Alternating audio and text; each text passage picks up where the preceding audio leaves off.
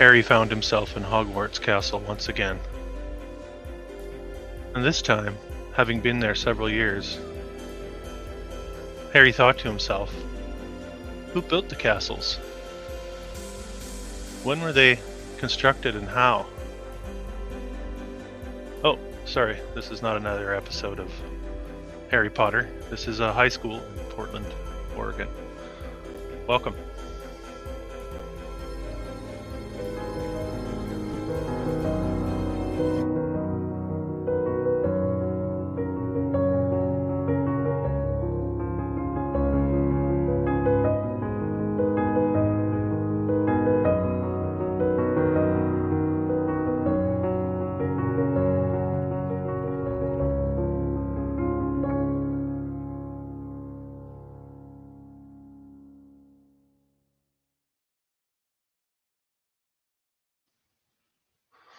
Hello, everybody. Thank you for joining me on a live stream exploration into Portland, Oregon. Let me just throw some background music on. Nice to see some familiar faces in the chat. Frankie, how you doing? Kathy? Right on. Paul Revere. Let's take a look at Portland. So I've got my usual file set up for you. Everybody hear me okay in the chat? We're going to start with a bit of geography. So Portland, Oregon. I'll sort of keep one eye on the chat and I'll try to keep a bit of flow going with the conversation. If you're not familiar with the channel, we question the narrative here, so we'll be looking at Portland through the lens of doubting the historical record of the location as we look at many of the structures. So Portland, Oregon, here we are on the west coast of North America.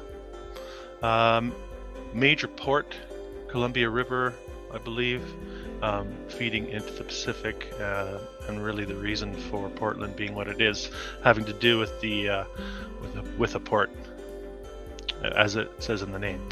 Let's look at some of the history.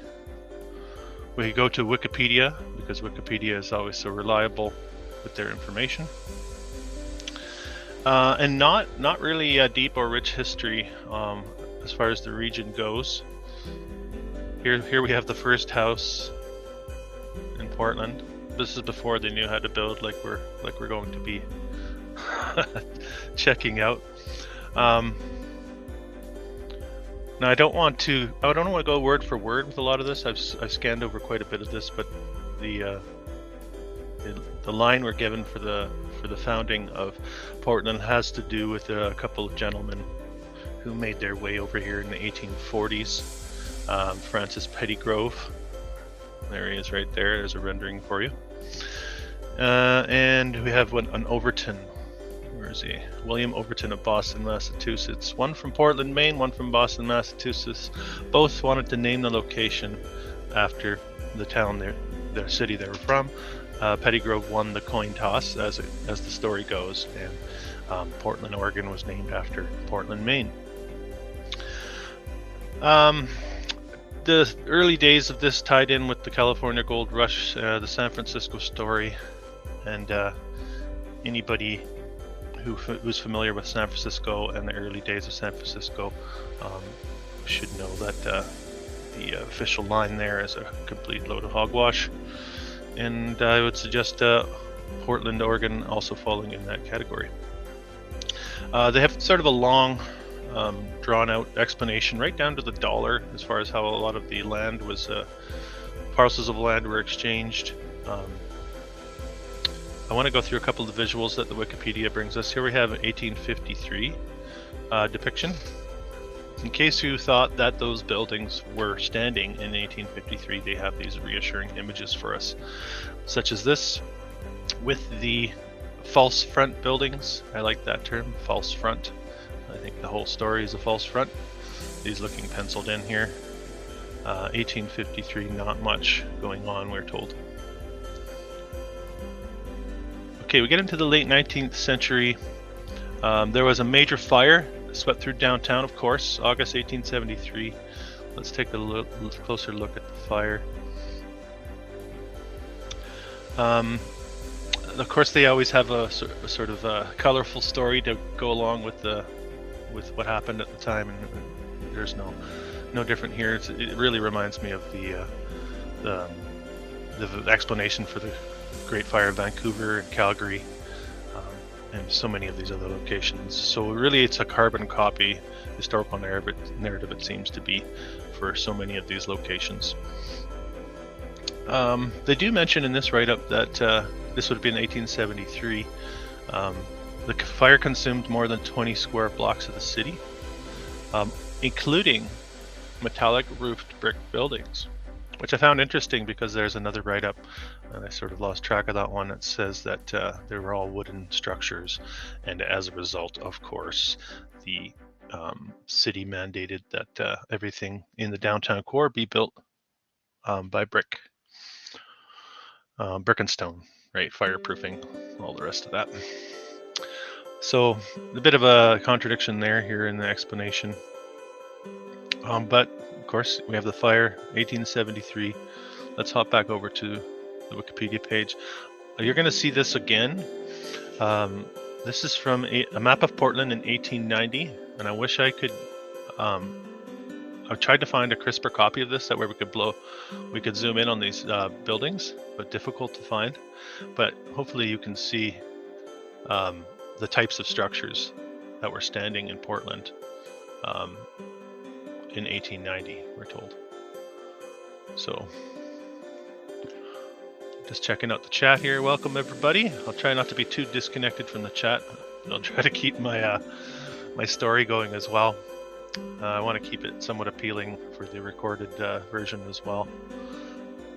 But I thank you all for joining me. Don't forget to like, share, sub, all the rest of it.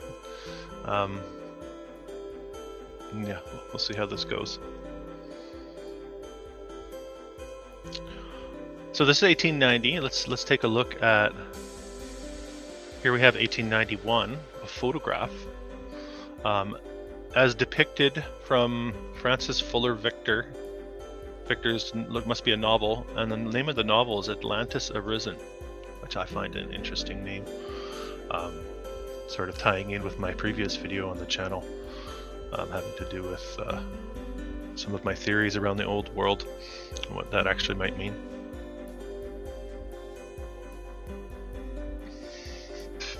A couple more visuals from the Wikipedia page. 1898, here we are.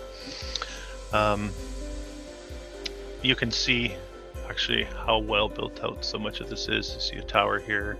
You can see a temple back here. You'll see these buildings as I go through my file. 1898, so very early on in the narrative. What type of population are we dealing with here in Portland? I'm hoping you guys can see this. Really not much. 1860 is where the census begins. 1870 we jump up to about 8,000 people. So the fire would have been 10,000 people living there, supposedly 1873 when that fire hit. 1880 we double to 17,000. 1890 now we're really starting to grow, almost 50,000. Yeah, I'm just checking the chat here. Frankie says, look at that structure with the two onion domes in the background. Yeah, it's amazing. Actually, there's one in San Francisco as well that looks almost identical to that, but even more impressive. And like I said, we'll take a closer look at that as we go through this presentation. 1900, Portland jumps up to 90,000. Explanation here is they're amalgamating some of the outlying areas.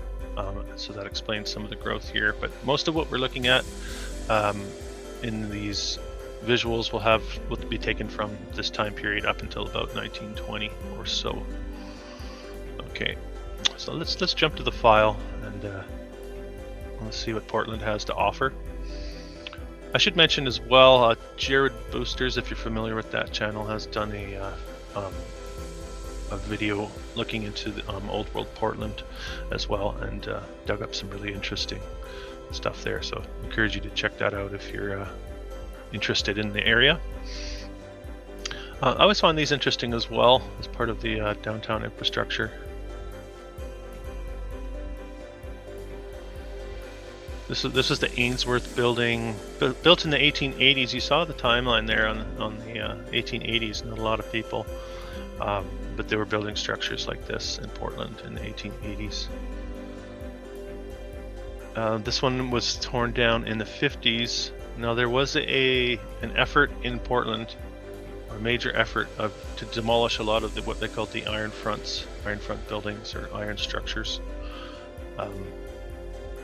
Actually, before I go any further, let's actually take a look at where is it?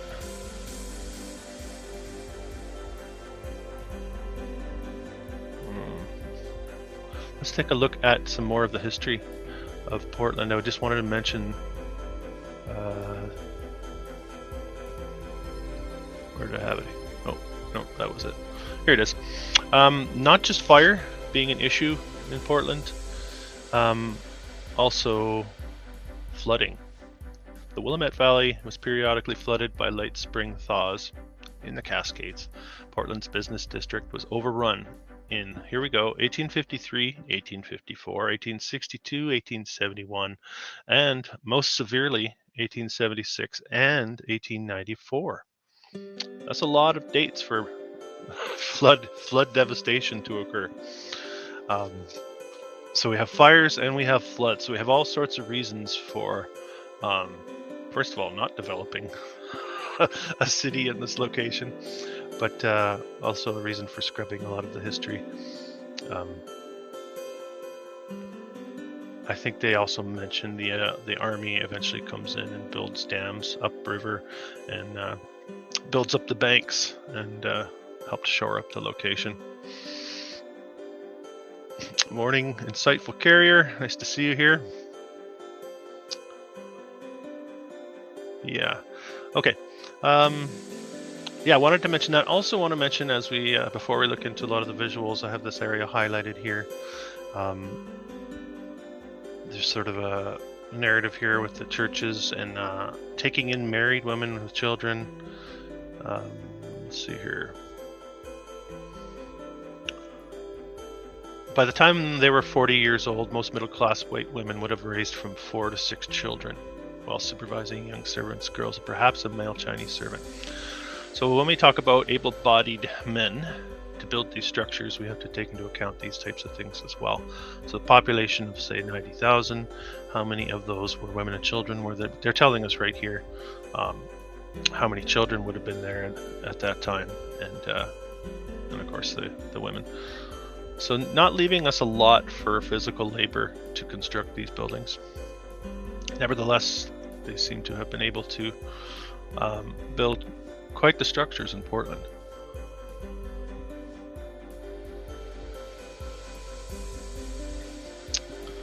Okay.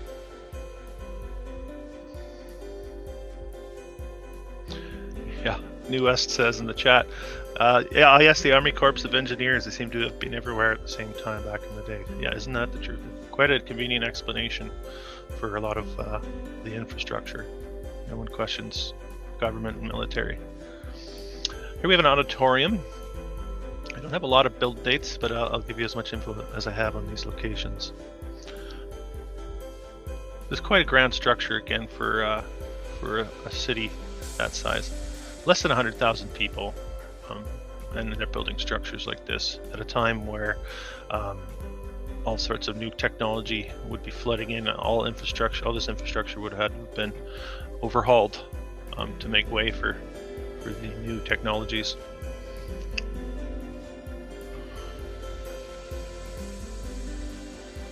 And we have a little bit of street view. I think Stumptown, the Clearing and Stumptown were two names for Portland. The Stumptown referring to Douglas fir stumps, apparently, that once occupied the location. Again, an explanation that it was nothing but forest, and That being the case, as I look at these structures, I would expect much more in the way of wood framing going on, especially with it being the major industry in the area, the shipping and the sawmill industry going on in the area. You would expect these structures to be built from what was readily available, but no, we have stone structures and we have brick and all the rest of it. I believe this is a depiction of the council crest, I guess an amusement park, because they had time and ability to create amusement parks, even though we don't really have that these days. Yeah, make sure you hit that like button. Gonna see how these live chats go. Not too much of a departure from my videos, but maybe a little bit more interactive, and try not to say any F words. I usually edit them out. Alright, Eagle Crest Bridge. So we're talking about stonework. Here you have a great example of some old stonework in Portland, Oregon. And I'm sure a very thin explanation for who built this and why.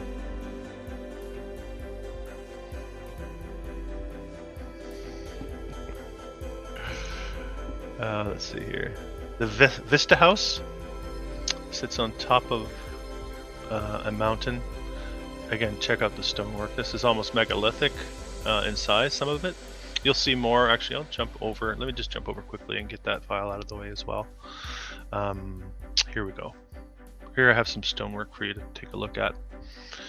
I'll be jumping around a little bit. These are my most recent discoveries of the region. This supposedly is a reservoir on top of Mount Tabor Park Reservoir. 1894 construction began. Here, there's a good picture of what the structures look like, Mount Tabor Reservoir. So someone had the foresight to put the crenellations and make it look like a castle. Back to the Hogwarts theme, I guess. And they always give us a date, right? 1911 is when this was made. There's the reservoir there. You get a sense of. Very strange to have that structure located on a hill like that, I think.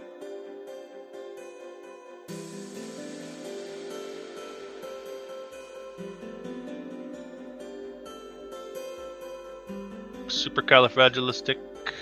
To mention, I was just in Portland for the first time and noticed very little old buildings left. Yeah, I suspect that that process has been ongoing for quite some time. Don't suspect, I know they admit to demolishing much of the old city in the 50s. That demolition process continuing down through the decades of the 20th century, to the point now where we're after stretching into the past to find a lot of this stuff. All right, this is jumping over to Rocky Butte. This was the Hill Military Academy. This is a picture from 1903. Again, we have the castle, so fixated on making things look like castles, I suppose, in Portland. Where is all the Douglas fir timber construction? Like, you'd think they'd be using heavy timbers. The sawmills would be working overtime, cutting down those Doug fir. Or maybe they're just shipping it out and trading it for bricks and stone. This is the Rocky Butte Jail. Okay, actually, let me show you where the Rocky Butte is. Get out of there. Back to the world map, I believe. There's Mount Tabor Park, which we just looked at. And Rocky Butte, right in this area here. So you're gonna see the grotto, and you're gonna see Rocky Butte, which is this area here. So that's kind of the focus, and it's just something I came across recently.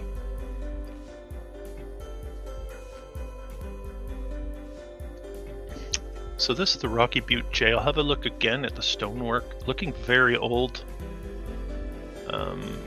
very well put together. Very difficult to build stonework like this. There it is again. All this is gone now. to my knowledge, from what I could find. But again, you see the stonework. You can see actually the vertical stones here above the opening. Very old, yeah. Aaron Evans in the chat says old. It looks very old. So it doesn't fit our timeline.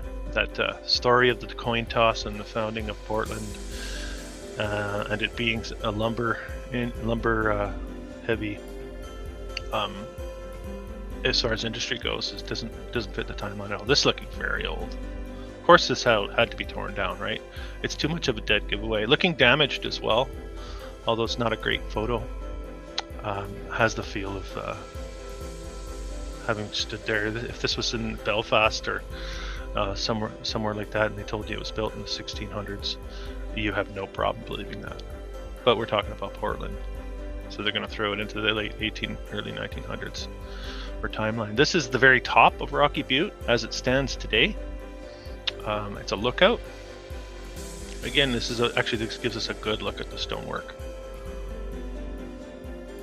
It also gives us a good look at sort of tying it to some of my other theories having to do with meltology. I don't know. Look, you can see how the rock is just built in there, or is it bulged? I don't know. That's a conversation for another day, but suspicious to say the least. Curved stonework. Amazing.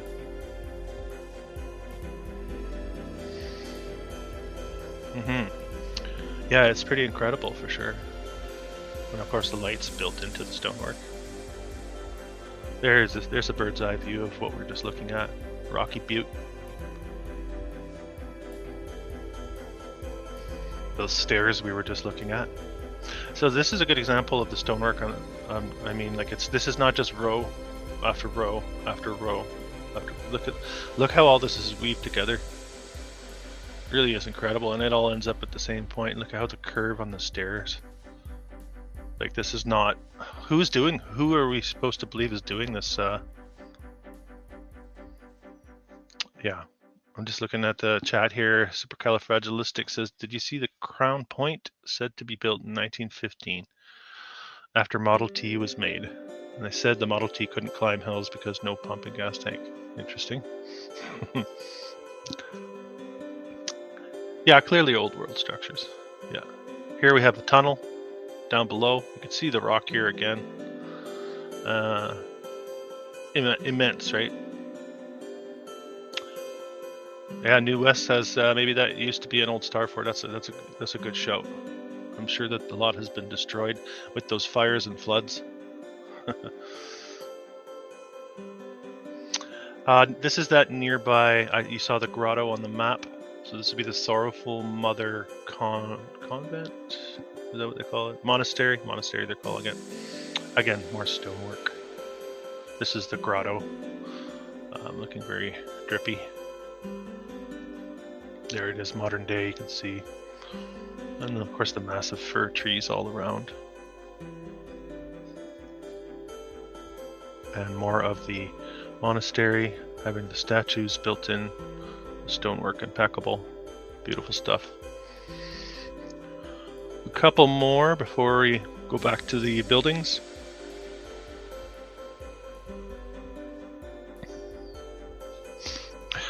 Detroit says, doesn't look like anything lumberjacks and trappers would build to me. I don't know, lumberjacks, maybe they carry the trowel in their back pocket. Saw in their right hand and the trowel in their back pocket. Okay, I'm actually going to get into the tunnel narrative here, just get that out of the way before we get into the buildings. So this is another stone tunnel in Portland.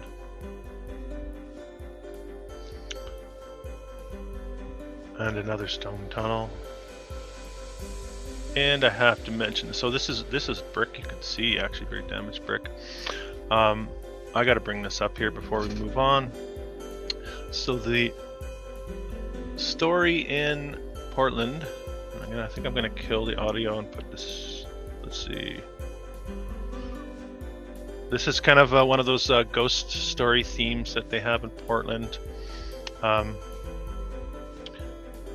Apparently there were tunnels underneath many of the downtown businesses that led to the docks. You can look this up, Portland tunnels. The practice of Shanghaiing gets brought up a lot. Basically, at the time, they're saying that if you were getting drunk in the saloon, there would be a trap door. You get so drunk there'd be a trap door. You'd end up in the tunnels below, and they would ship you down to the dockyards. And a lot of these people were being drugged, we're told. And by the time you woke up, you'd be on a ship halfway to Shanghai. So that's the practice of Shanghaiing, I guess. I thought I had these on, but in this video, this lady says that if you have a relative from that period, or if your family goes back that far into Portland into the 1800s, you most likely have a relative that was Shanghaied, which seems to be so absurd, mind-blowingly absurd. So we have a narrative now of underground tunnels leading to the docks from the businesses in Portland. No accounting for that whatsoever in the narrative. In fact, the history of Portland as far as sanitary sewers go is so ridiculously horrible. I think I actually have where is it? It might be in the historical write-up here. They talk about how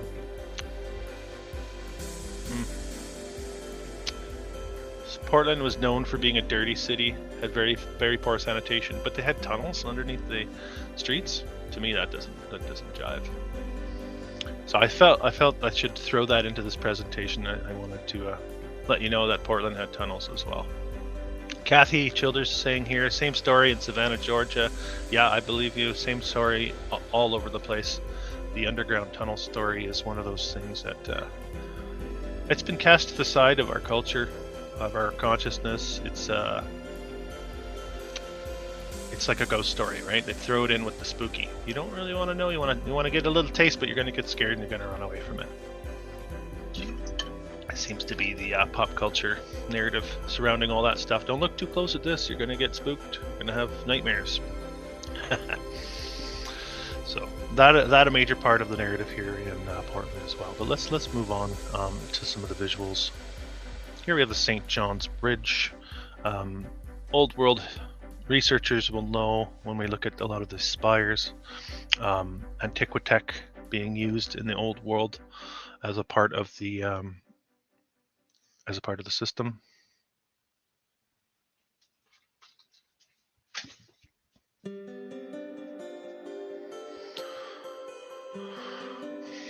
And of course, as we look at the video or at the visuals, make sure to keep in mind the mud flood narrative as well, and how we have these low-lying windows.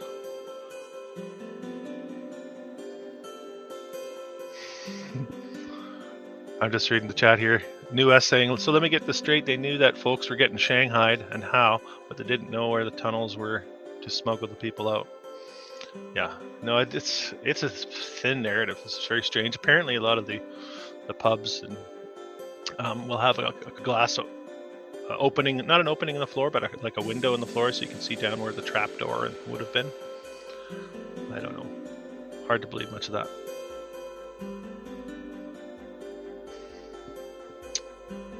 Yeah.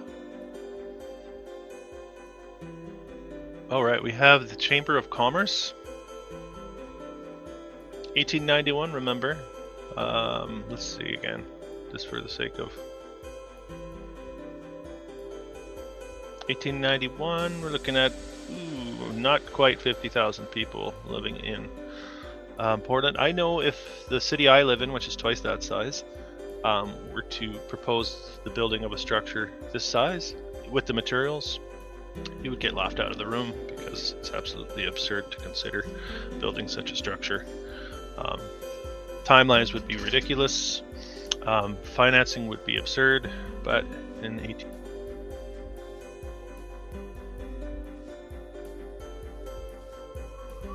1891, it was no problem. Here, a rendering, supposedly a drawing design. I find that a little confusing. To me, it looks like an etching of a photograph. I don't know. I think that building stood. But supposedly, this is the Chamber of Commerce that didn't get built. looking very similar to the Chamber of Commerce that did get built.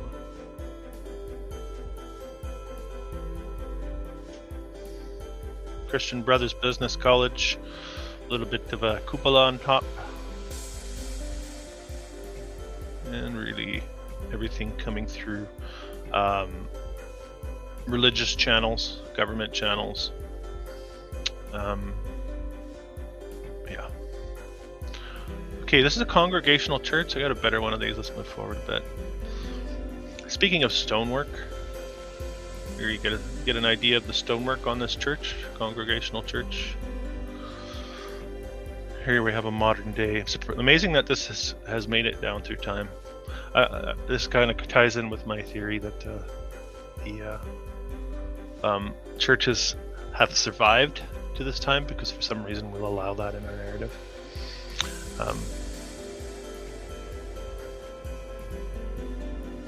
Here's the inside of the congregational church, of course, with the pipe organ and the impeccable woodwork. Impeccable, and even the curved shaped walls, all very, very difficult work to accomplish, especially before power tools, or in the early onset of power tools. But even with power tools, this is very, very difficult to achieve without all sorts of resources and money and all the rest of it. So there's a look at that church. Really is something special, this one. Not really fitting the narrative.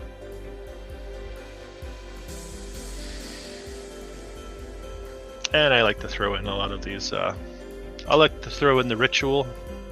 So we forget, I think modern day we kind of forget that that whole, the psychology behind all that seems to have faded off, but very ritualistic in the way that our societies have been put together. This is the church, but we also see that represented through the crown, through government, orderly marching, hierarchy, all the rest of it, all a part of the parasitic controllers, I suggest, and that psychology that goes along with that.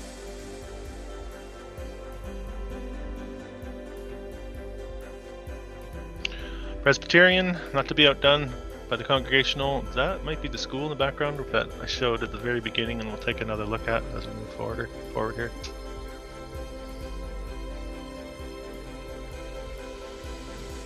And this is that same church, having that same stone look we saw on the congregational. Again, how old, right? Reminding me of some churches I've seen in Australia actually having that similar stonework. Here we have the pipe organ in the Presbyterian. And the impeccable woodwork. Amazing woodwork. Amazing. Really, wow. I mean, I wish it was a crisper photo, but you can see the detail work in here. Portland, Oregon. There's that window. I suspect this part has been redone, but the stonework here is...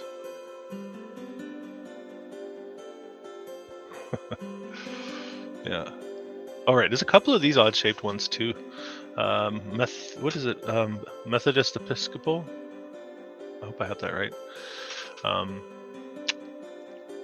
I guess it doesn't really matter. They're all fronts, I think, for the same thing. But you have the circular shape on the corner, a bit of a tower, and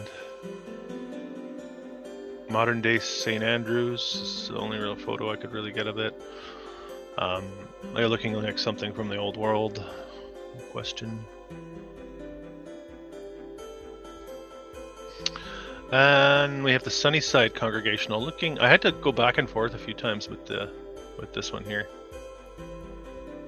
and to realize, okay, no, it's not the same church. That's been modified. I thought maybe that was the case, but another one of those old world beauties. Stonework. Remember, where's all the Doug fir? Maybe there's some on here. There could be. It's hard to tell with this photograph. I don't actually have a name for this one.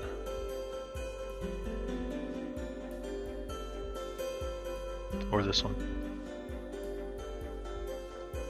But it's all stonework, you can tell. This one interesting too, the White Temple. Kind of obscure, not even clear what that's supposed to mean, the White Temple. could easily been a high school almost. I've seen a lot of these old buildings like this looking like high school. Yeah.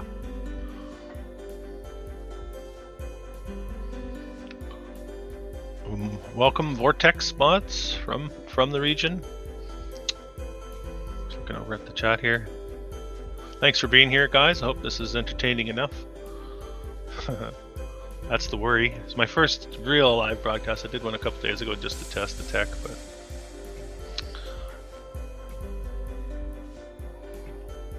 it should work. It should work like this as well in a live format. City Hall, 1915.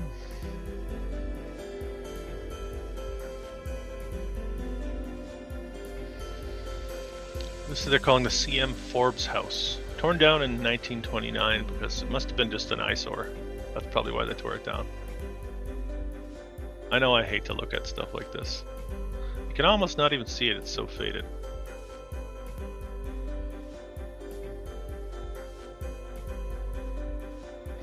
Insightful Carrier saying, wonder if the towers were landing spires for airships. I often think that too, like docking locations. That's definitely a mode of transportation they had to throw into the bin if they really wanted to control our ability to get around. Really beautiful, this one, isn't it? Got some sort of wacky tech going on here. This had to come down in the 20s.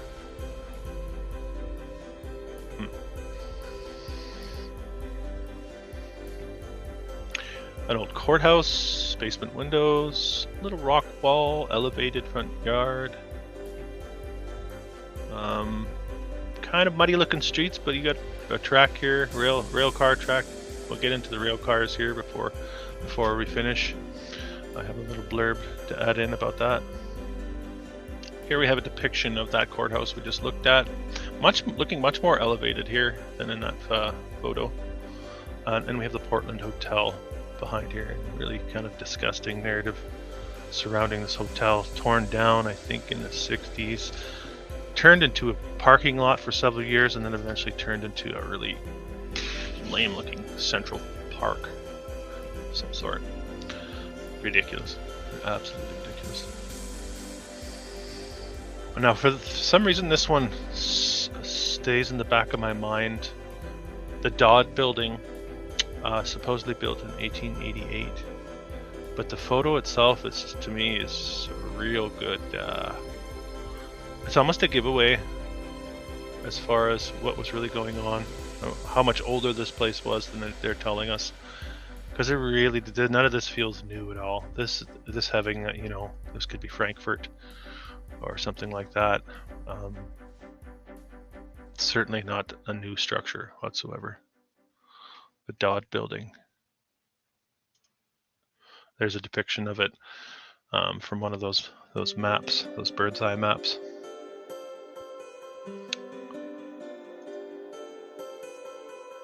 All right, are we on the theaters? Not quite. I have this one again, the Heilig Theater. Way too many theaters also for a community like this. Is that Elvis? That could be, let's see. Could that be Elvis, guys? A Heilig Theater. Let's move on here. The Electric Building. You see electric buildings in all sorts of cities as well. The Goodnow Building, 1891, 1988, demolished. Screaming at us, old world. You can just once you see the arch windows, and the sort of the texture and weight and the decoration, you know what you're looking for. Certainly not fitting the narrative. Good Samaritan Hospital.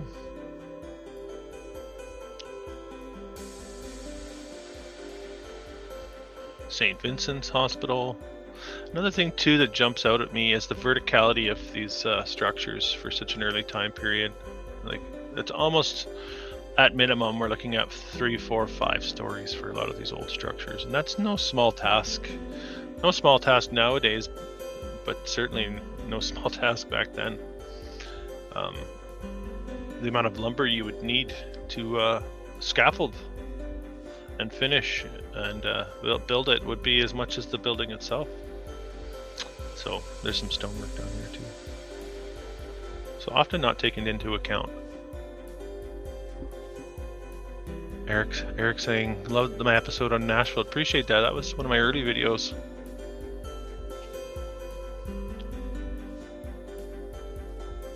It's interesting watching the channel. It's been about a year, just over a year for me now.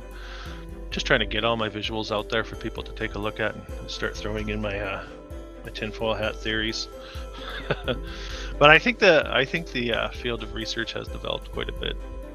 Is developing thanks to a lot more eyes on it, and that's really what it's all about. It's getting more input, people from different locations. This is the St. Vincent Hospital, by the way. Yeah. They just had hoists. They used hoist pulleys, right? They needed a lot of rope then. They needed a lot of rope. Maybe they're using the Doug fir as planks for their scaffolds, so they had to use brick for the buildings. Hotel Benson, we'll see this moving forward. I like to throw the interiors in. Very difficult to accomplish this type of finish work. Not to mention this type. This is also the Hotel Benson.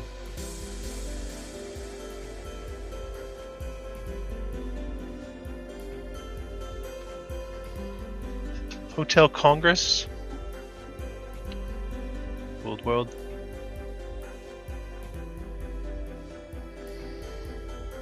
Danmore. Thanks for joining, Paul Revere. Have a good day at work. The Multnomah Hotel. Now this is, let's take a look at the interior of this baby. Not making any sense. You can see all the flagpoles. Oh no, there's the flagpole right there. So what the heck do they have all these along the top of the building for? Well, I think we know. I think we can say this is an old world, part of an old energy system that has been obscured from our vision. Okay, this is the Multnomah Arcadian Garden. Look at that, eh? I know it's just a postcard, but you still get a sense of what that might be like. Having a meal, having some tea in there. Yeah. Same. This is also the Multnomah. Who's doing this type of finish work in Portland at the turn of the century? Yeah. Same story. Repeats itself from location to location. There's the lobby.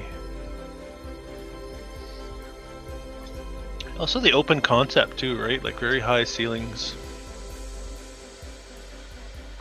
Tell that this is coming from a different mindset.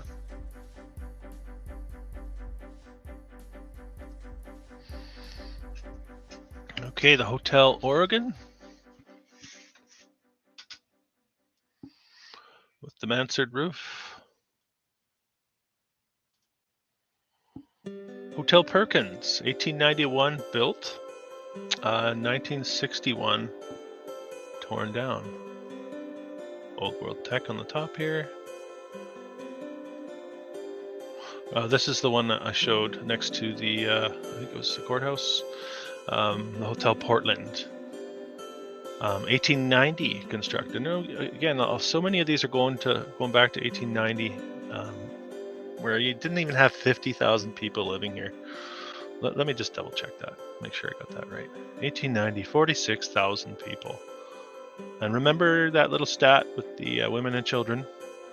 So how many able-bodied men were there at the time to construct these? Now, I say this because I know that the narrative is a lie. So it's a hypothetical question, because I already know that these are there much longer than we're told, and this is a weak explanation. History is a weak explanation written by the I don't even want to say winners. I would say the captors. We've been captured. That's what I think. These are spiral staircases here and here. Yeah, 1951 they took that thing down.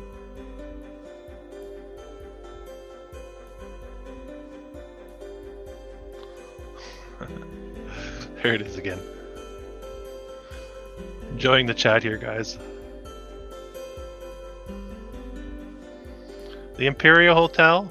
You can again see the texture going on down here. These are brick and stone, maybe some sort of concrete polymer type coating. Oh, gold.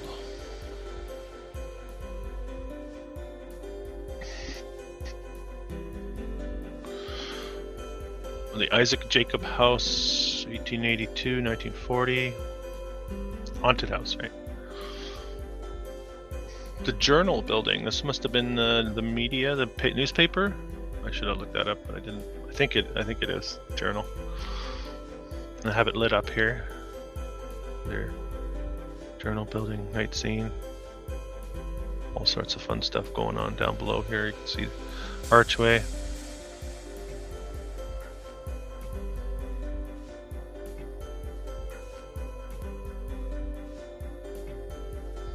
Yeah, new West saying, I guess Portland had tens of thousands of tourists in the 1890s. So many huge hotels.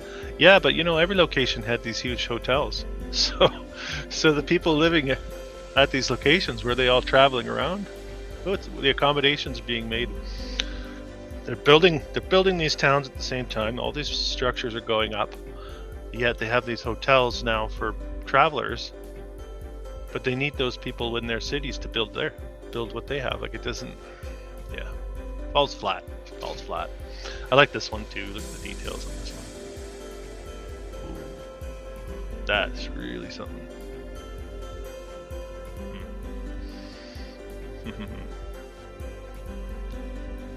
Public library.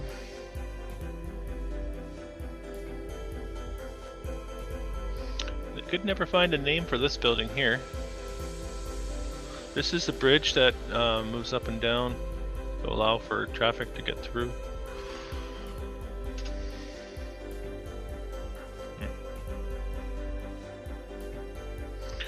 Okay, and I have this labeled as the Masonic Hall, also the Shriners, what is it, Al-Qadr? That's all really weird, all those secret societies. The very word secrecy is repugnant in a free and open society, as far as I'm concerned. Borrow a phrase from JFK. I think we're at that point now where we gotta lift the lid off a lot of this crap. Not benefiting us in any way.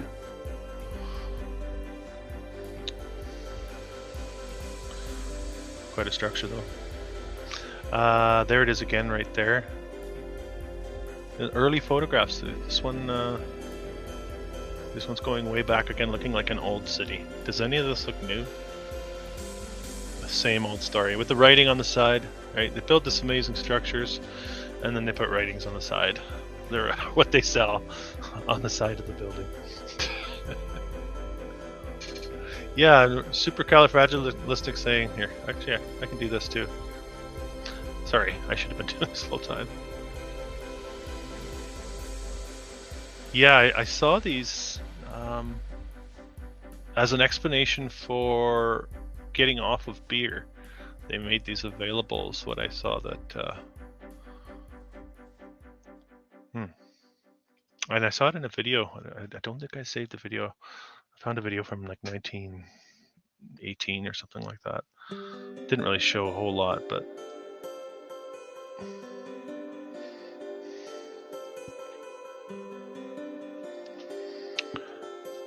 Meyer and Frank building. Massive structure.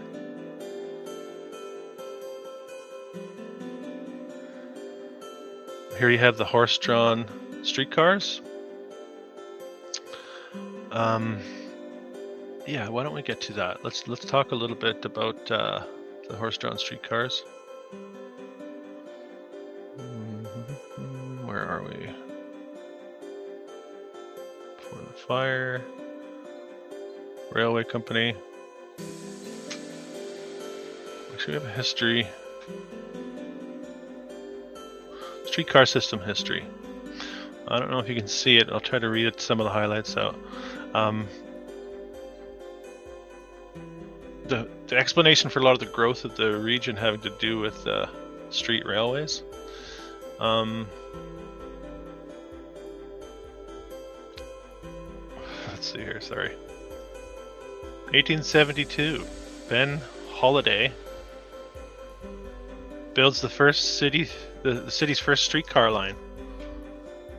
Horse-drawn streetcars applied a 2-mile route along First Street, Northwest Glisson Street, and Southwest Porter. By 1888, 4 more companies were operating horse car lines in Portland. So we have 5 companies by 1888 operating horse-powered streetcar lines. Now, we've talked about this in many videos in the past, the narrative that horse-drawn streetcars were actually, how do I say this? Like these were actually built for horse-drawn streetcars, not anticipating electricity. And then when electricity comes, they make the switch over. Right? What a joke. The length of the line soon exceeds the capability of horse cars. In 1887, the Willamette Bridge Railway Company built the first machine-powered transit in Portland. Their Mount Tabor motor line used trains of horse cars drawn by small locomotives disguised as streetcars. The designers believed that the dummy engines would be less frightening to passing horses and would avoid local restrictions against the use of locomotives in city streets. Within 5 years, a half-dozen companies had joined the effort to provide steam motor service. 1890, Portland Cable Railway Company, another technology form of cable cars built by the same company that provided them to San Francisco, of course, tying in with the San Francisco narrative. More and more lines went up, and then actually, oh yeah, I have a picture of this. It'll be coming up later too. Passengers could now ascend the second steepest cable line in the country by 1890. You'll see that as we move forward. Okay, I'm going to hop back to the visuals, but you get the picture here. We get a really, I think, a ridiculous narrative tied in with all the streetcars. Hard to believe a lot of that.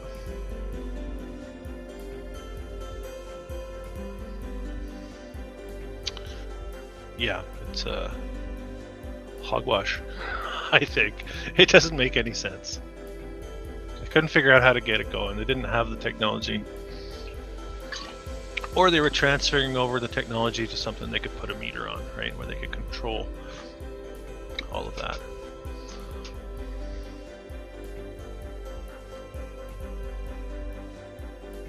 Old YMCA.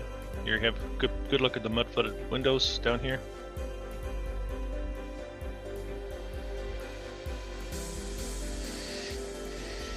Oregonian Tower. Really? Built in 1892, again in that 50,000 people time frame, demolished in the 50s. 50s would have been a good time to be in the demolition business in Portland. You would have made a killing. Also part of Portland's historical narrative run by gangsters post World War II, right into this time period here, where they started tearing these down. It's really supposedly really seedy underbelly, mobster type city. Very strange.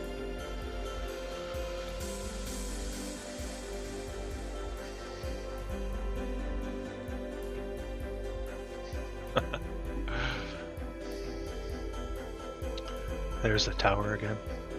Probably not long before it was torn down, because it looks like it's about to fall over, doesn't it? Oh, compromised structure. Of course, we always overlook how deep structures on these would have had to have been.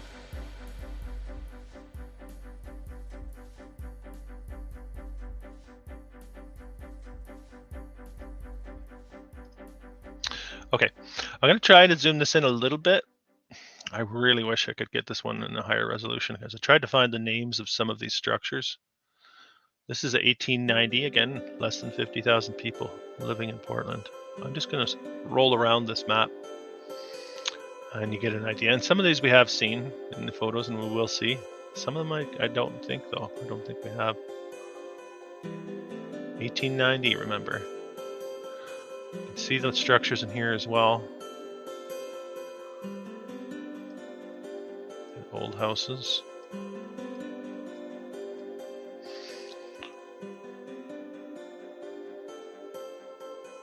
I really want to know what this one is supposed to be, and I couldn't find it. I could not find it. The rest of them, I think I figured out. A lot of them were the ones that were torn down in the 50s.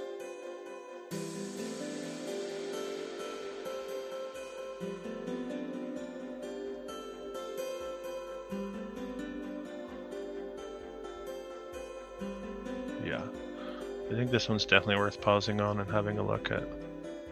Remember 1890. And look at the map too. How many bridges? We have a swivel bridge here. See this here?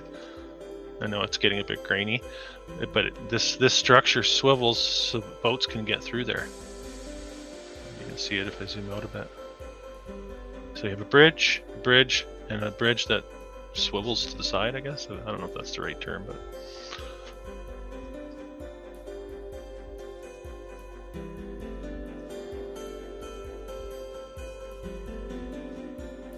Yeah, maybe a Capitol building. Alright, there's a big factory. Again, can't make out what exactly it is, but 1890, very early time period. Not long after that coin toss. 40 years after the coin toss. Alright. Yeah, I like these bird's eye maps. They're really interesting. Finding a higher resolution one though is and you can really zoom in.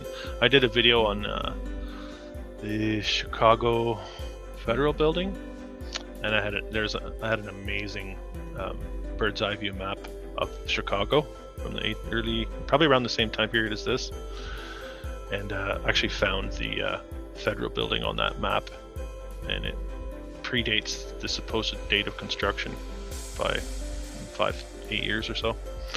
So massive gaping hole in their narrative. And you're seeing here also, if we take a look, zoom in on the roads, you can see a bit of pave job going on here, like a half and half. So I think we're looking at cover up. These are old. These are not something that was installed within a decade or two before this photo was taken. Can you guys hear me? I got Eric saying that audio is cutting out.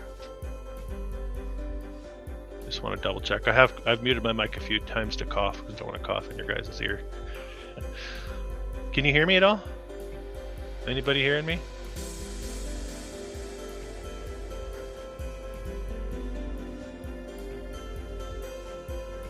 Okay, audio's fine, thanks. Maybe that's on your end, I don't know. Eric.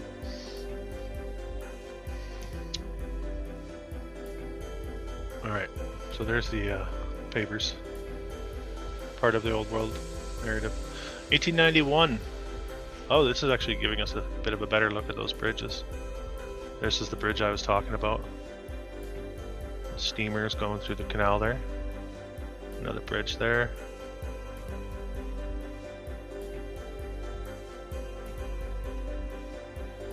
Also giving you a good idea of the type of structures that were standing. There's that church. Temple, we'll see later on.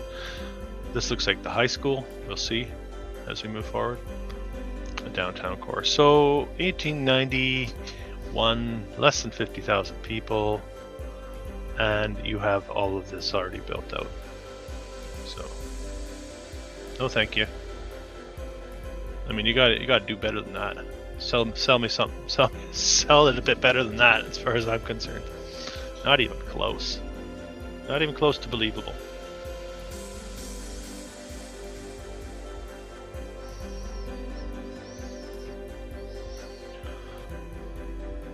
Yeah. Again, you see the brick streets.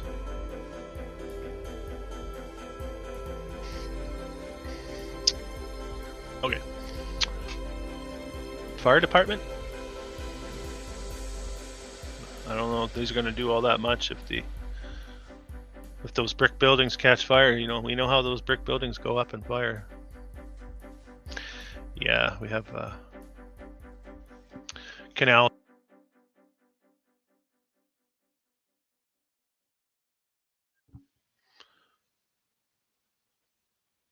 Hello, can you guys hear me? There we go, I'm back. Headset cut out there for a second. Yeah, the canals are really, I think it's again all part of the old world network. And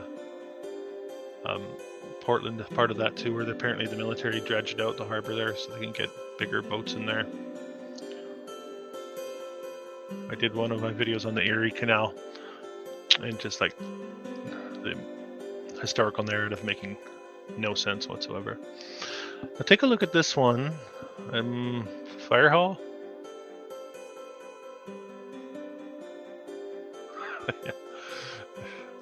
You can see it looks like damage maybe on the sides. I don't know. Brick damage, possibly. I've highlighted that in other videos as well. They call them the clinker bricks, and they also say it's part of the architectural design, but I don't think so. I think actually we're looking at damage. I've done a lot of research on melted brick structures. I'll be doing a live on that coming up as well. I've got a file that might knock your socks off. Every once in a while my headset sort of taps out and I gotta turn it on again. So it's happened 3 or 4 times here already.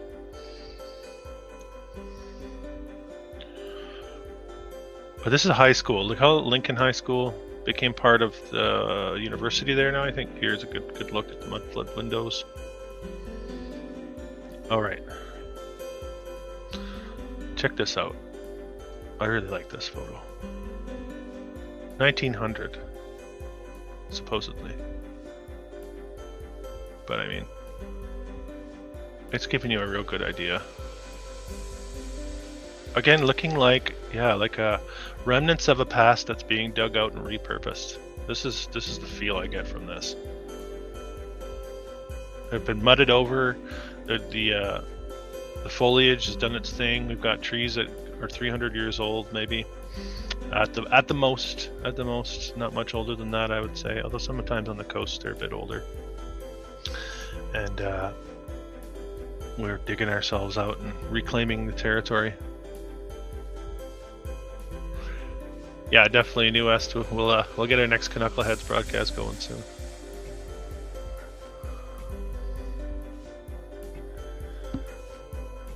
Franklin High School. All right, here is the Hogwarts Castle, otherwise known as a high school. Built in the 1880s, we're told. Let's get a little closer. It says depiction, but I think a pretty accurate one. You'll see the photos as we move forward here. Torn down in 1929. What a crime. What a crime.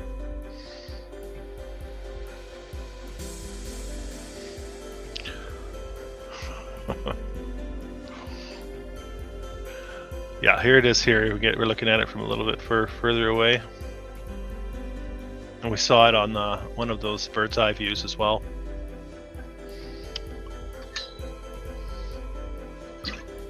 Also, if you look in this, yeah, definitely a school. Yeah, you can see how it dwarfs, even in the background here, we've got multi-storied buildings.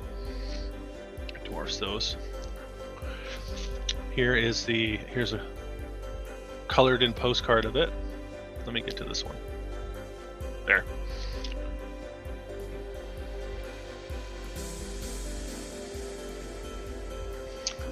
And I don't know if you caught the intro to this live stream, I made my little joke about this being Hogwarts. Harry finds himself at another year of wizarding school, sitting in his dorm room, and it finally dawns on him, how old is this castle? When was it built and who built it? Of course, in Harry's world, it was built by magic. But in our world, still built by magic. But you can see here, and that look at, you have the crappy letters, high school. This looks like such an afterthought right here. But look at this. Look at this. I'm sure you could have little dormers. I'm sure you can go right up in there. The tech on top. The photograph doesn't even get whatever we have coming up the middle of the top here. These are amazing. Look at all. Like, this is just. And you have the gate all along the ridges of the roof. All a part of harnessing the old tech, I think. And the beautiful stairs and stonework. Rock walls out front. Had to tear that thing down.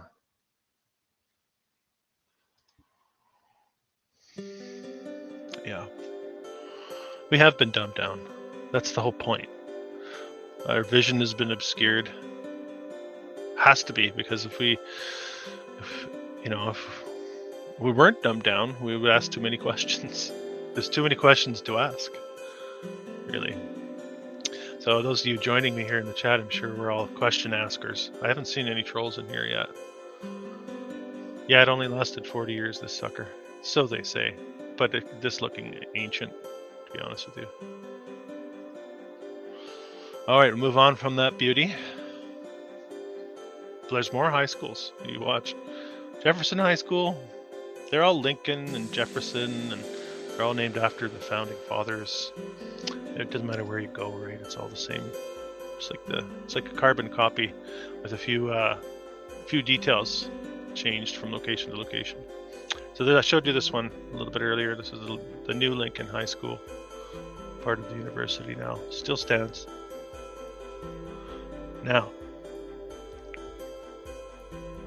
this was the Washington High School, built in 1906. Ready for this one? This one is fairly obscure, and I just found it. Let me jump over to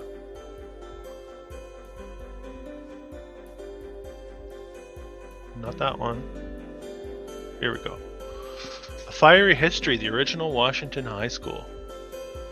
Now, this is some sort of blog post. This is the picture I just showed you, part of it anyway. Pretty magnificent building that only stood for 16 years. Which is hard to fathom because it looks like an indestructible fortress. They say it in their own words right there. Oh, this is funny. It was constructed in 1906. It is quite a handsome example of the Richardsonian Romanesque style. It sure is, isn't it? I'll finish off the write-up here. According to a history pamphlet on Washington High School in the Portland Public Schools archive, on the night of October 25th, 1922, our home was offered up on the altar of Hephaestus, the god of fire. What? Whoops. Is that a dead giveaway, or is it? No, I don't know. I think they're telling us here, actually. This is in the Portland Public Schools archive. One firefighter was killed in the blaze. The building was completely burned out with only its side walls remaining. While its brick facade looks so stout and fireproof, the wood post and beam structure made the building vulnerable to fire. Alright, a little bit more hogwash for you. Let's take a look at it one more time.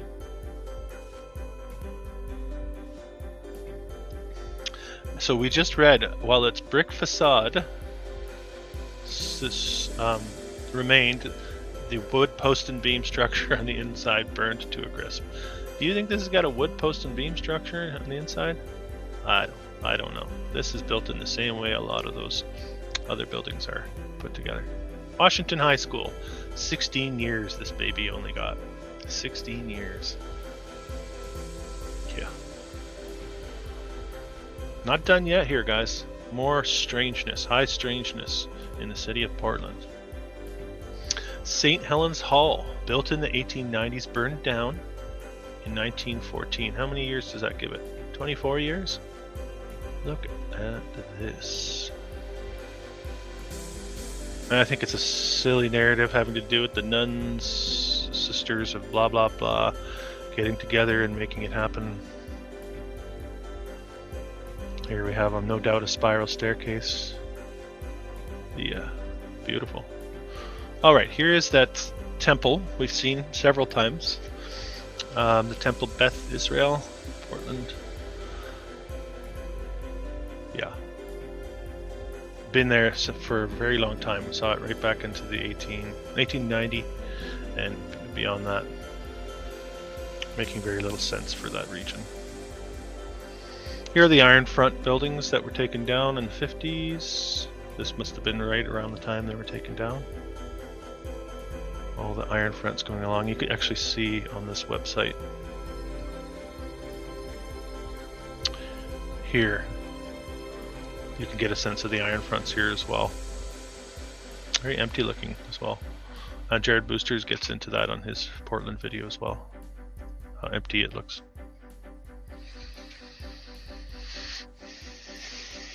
I'll put this one on. We should make a comedy series to laugh at their stupid explanations of these ancient castles. Once you see it, it is laughable. I end up laughing a lot in these. It used to be, I don't know, part anger and part disbelief and a bit of doubt, and then that's all gone now. It's just laughable.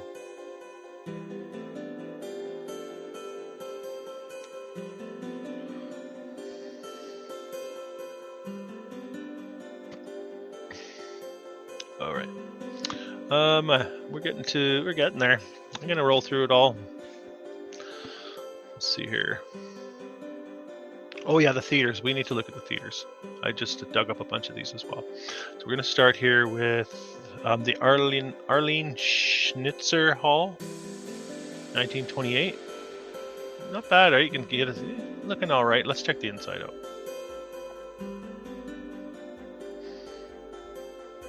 Apparently it's still the same one from the back end. Here's the inside.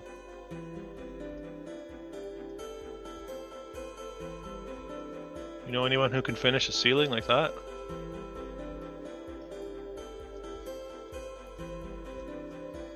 Check out the light fixtures on the wall. And the floor, well, checkerboard floor. That could have been redone.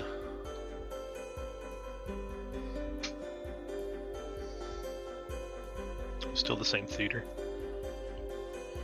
Arlene Schnitzer Hall. Not a great photo, but you're still getting a sense of the detail. Little finials here, nodes, nodal points, all the way down. Yeah, something else. Again, another look at the curviness. I love those curves.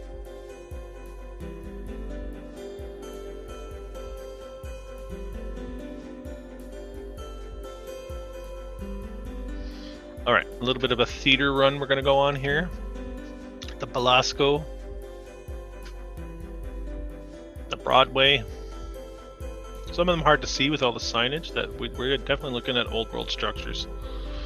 And the entire interiors are giveaways. So many of these we don't see the interiors. And you have to wonder why. Why are there no photos of the interiors of some of these places? What are they hiding? I think we know. 1889, we have an old opera comedy drama house. Cordray's Opera House. Horse-drawn streetcars. Here's the ornate Empress Grand. Want to see the inside of this one? Let's take a look. Where's the inside? The new Empress Theater. Just, again, this is obscure photograph. Had to dig deep just to get one. I think I counted about a dozen theaters in the city of Portland, all dating back to the turn of the century. Here we have people sitting outside, apparently. And remember, all these theaters predating Hollywood, right? So this is live shows. They get into the vaudeville. We saw the High Lake earlier. Raised in the 80s. Gone. Wonder why. Hollywood Theater, supposedly built in the 20s. I don't believe that. Very detailed. Yeah, pioneer opulence here. Let's get that in there. That's a good term, actually. You're gonna have to start using that. We have more indications, more signs of pioneer opulence going on wherever we look. I love it. Not just a bunch of lumberjacks, but sailors getting shanghaied at the Oriental Theater. I wonder if there's a tunnel at the bottom of the Oriental Theater. That has to be. If they're getting shanghaied, it's going to happen at the Oriental Theater. Let's check the inside of this. This might blow you away too. Check this out. This is the interior. The Oriental Theater.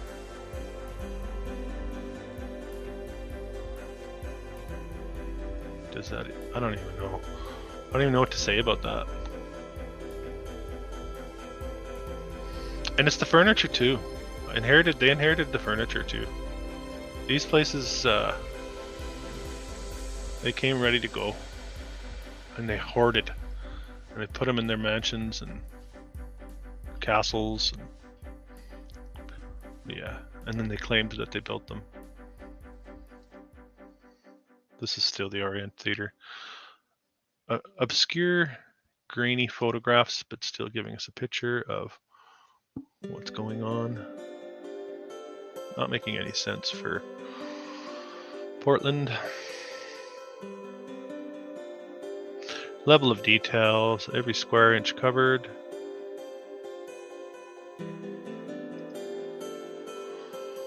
There it is again. Let's get in a little closer here. You get to see the elephants.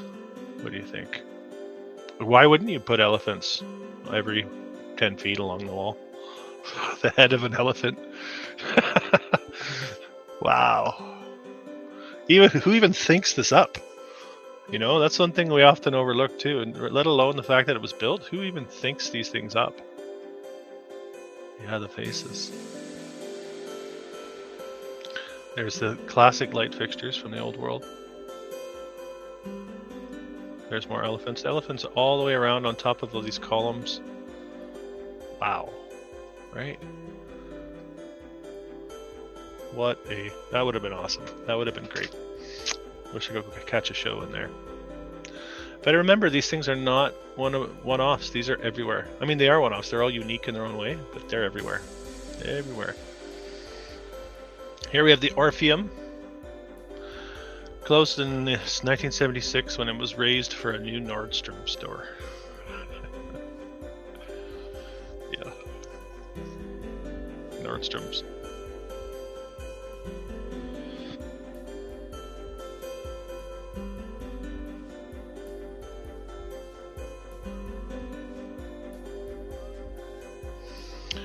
Yeah, I've looked at that Fox Theater in Atlanta too. There's a bunch of Foxes that were built right around the same time, and they're amazing. And then the one in San Francisco, which was torn down in the 60s. I got to do one on Atlanta, actually. I have a file in Atlanta. I'll get a pump out a live on Atlanta maybe in the next month or so as well. I've got a pretty decent one there. Alright. Celebration of the Transcontinental Railroad here, 1883, we're told. This is from 1883, or very early on in the time period. There's your track. There's your horse-drawn trolley car, no doubt. This is really looking like they're digging themselves out of the muck at this time period. All sorts of pomp and celebration going on there. All the dark, shadowy figures. But 1883, we have this baby. Fully intact, looking like it's been there for a century, looking the same as it does in the 50s photos where they tore these things down. Not looking any newer. It's a dead giveaway there as well. Okay, we're getting close here. We got about 20-25 more photos. I have a few of the streetcars. I love the old streetcars. I did a video on streetcars way back from all over the world, showing that didn't matter what country you were in or what city, that they had their rail car systems intact. There's that incline to Portland Heights. This is from 1890, we're told. This is that incline rail. Even these houses in the foreground, along the ridge here, part of the old world. It's just hard to say, right? Like I don't know where the line is drawn, or are they just copying, or I'm not sure. This is definitely looking like an old worlder up here, but maybe these two. I don't know. Hard to say. 1891 again. This is the inclined rail car. Like the infrastructure to put this together. Again, remember how many people are supposed to be living there? Less than 50,000 people.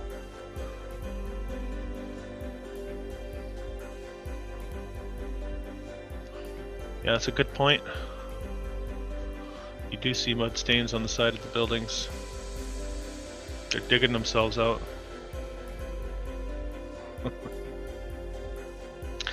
Union Station, Portland, looking similar to the Portland, Maine Union Station, actually. A bit strange.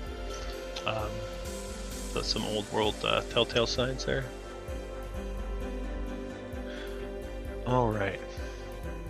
I don't know, has anyone ever heard of this organization? We're looking at the United Workers. Here, actually, let me get to here. Ancient Order of United Workmen. This would be a rendering in 1892 of their headquarters, I suppose. Obviously, an old worlder. Crazy, right? But I had to save this too because this is very strange and obscure, and I'm sure it falls right into the category of the secret societies that have been mentioned. Hello, Otto. Welcome. Thanks for sticking around, guys, on this.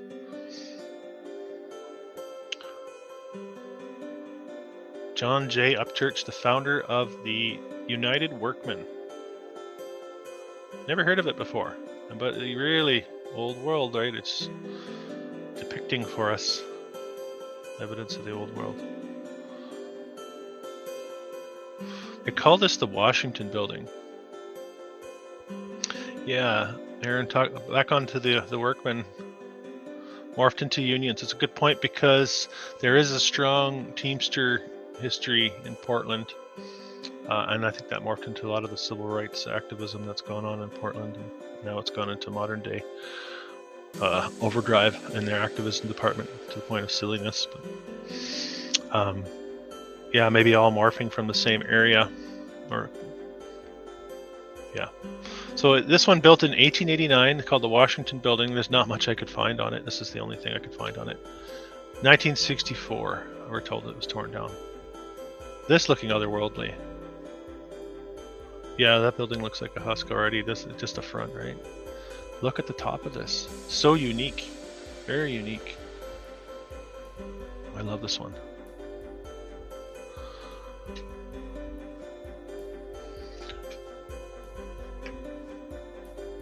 Yeah. All right, Wells Fargo Building. I'm gonna kind of get close to wrapping it up here. A couple more minutes. I got about 20 photos to finish up here, and then we'll call her. The Worcester block. I don't know exactly what they call it, but these would be part of the ones that were torn down in the 50s. Okay, we had to get to this.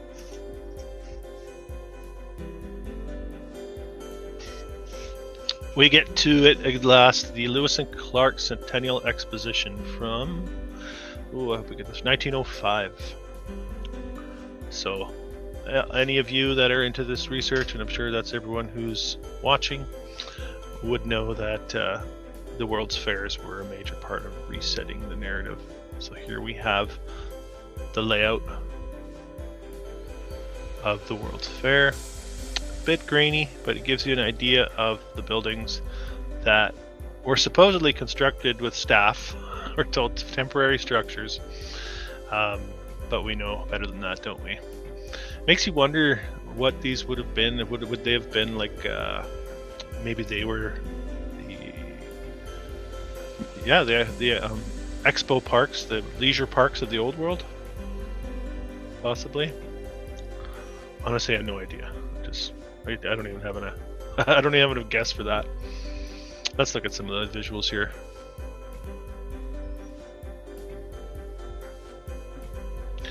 Yeah, I like this. Dude, this has been sort of running through my mind quite a bit, Frankie. Strange parallel between Lewis and Clark in the US and David Thompson in Canada. Again, same way that this history of these cities seem to parallel. The storylines parallel each other. They change a date here and there. They designate a city, a certain style, but they really are carbon copies of each other. So I think they've done the same between Canada and the US. That border, in many ways, the border is a false border. There's so many similarities.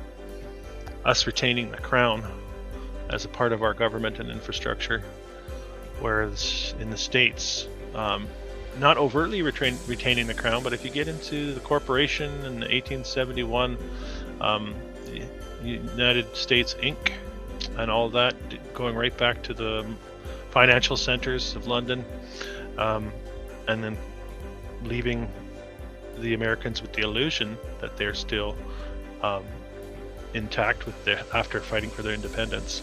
There could be something to all that, and really you have to dig back into the crown and the history of that to understand. Well, to try to understand what's gone on there. It's all a bit murky because it's so old, right? Alright, the Foreign Exhibits Building. Oregon State Building, does that look temporary to you? Don't think so. Built in the same style as so many of the others. Yeah, Aaron, I guess you're referring to what I mentioned, 1871, right after the Civil War. Yeah, the Civil War, I think, being a major resetting of the narrative in North America. And lots of holes in the story as far as the Civil War goes.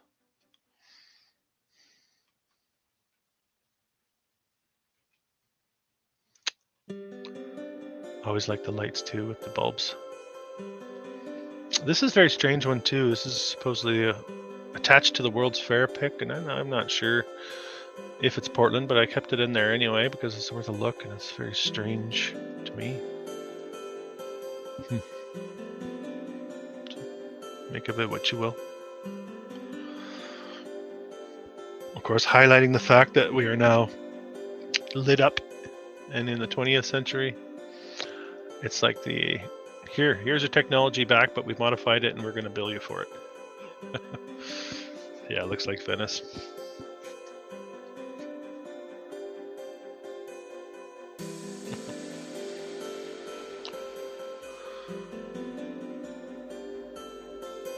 This is an interesting one too, the Big Doug Firs, one of the buildings in the World Fair.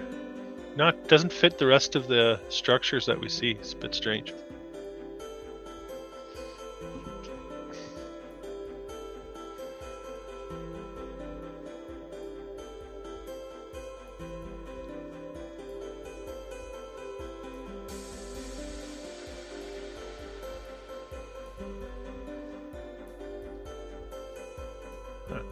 There's another one for you, Aaron, sorry. So this is strange too. This reproduced, oh, hold on.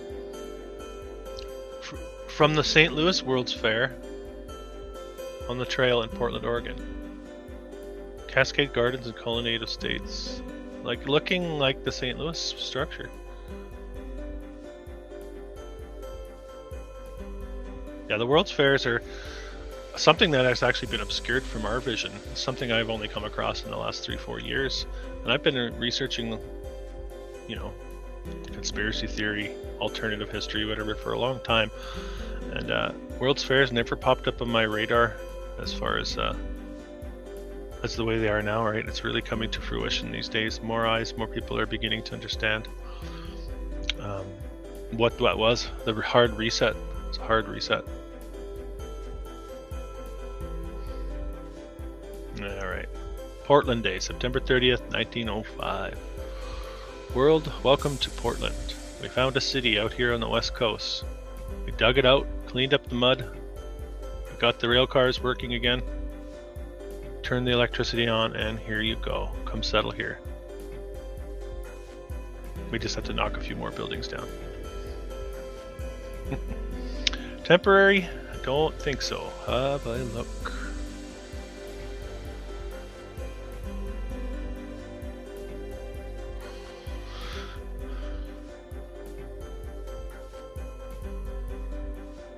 Yeah, well, we're on that topic here.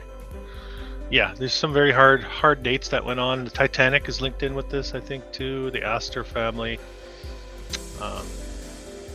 The history it's becoming clearer as far as how that progressed down through time. It seems to be.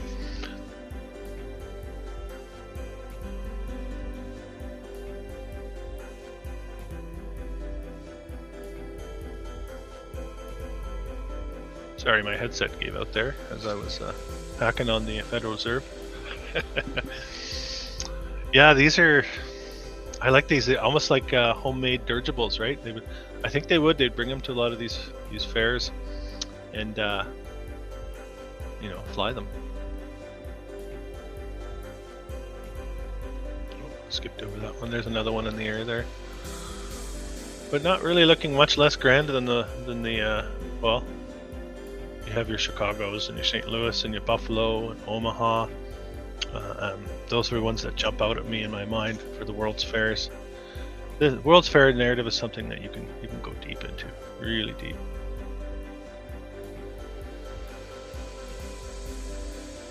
All right, almost at the end here. What's also should be considered is just the way everything's laid out. We have paved walk areas. It's 1905, remember. This is for an exhibition. We have decent sized foliage trees.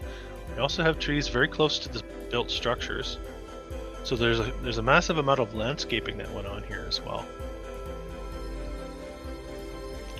Something to consider. Yeah, this is one I've stared at before. Certainly not a temporary structure by any means. Whitewashed, I think, for sure. There's that. They took the old buildings and they sprayed them all with a whitewash paint to make them look like they're freshly constructed. But even just the roof structure here, what it would take to build that. There's nothing temporary about this structure whatsoever. It's absolutely absurd to suggest it. The only reason you would suggest this being temporary would be because it doesn't fit into the history that you've been given. So instead of opening up to the fact that maybe you're not fully aware of what's gone on in the past, you just edit everything out to fit the box that you have, the view of history you have. So that's not how we roll here on Old World Explorations. We're keeping an open mind, questioning the narrative, and yeah, I hope that you've enjoyed this presentation, guys. I think I'm going to sign off. That was the last photo in my collection. I really thank you guys for joining me through this. Really enjoy the interaction. I'm going to try and do more of these as we move forward, and maybe I'll try in the evenings as well, see if I get a different look.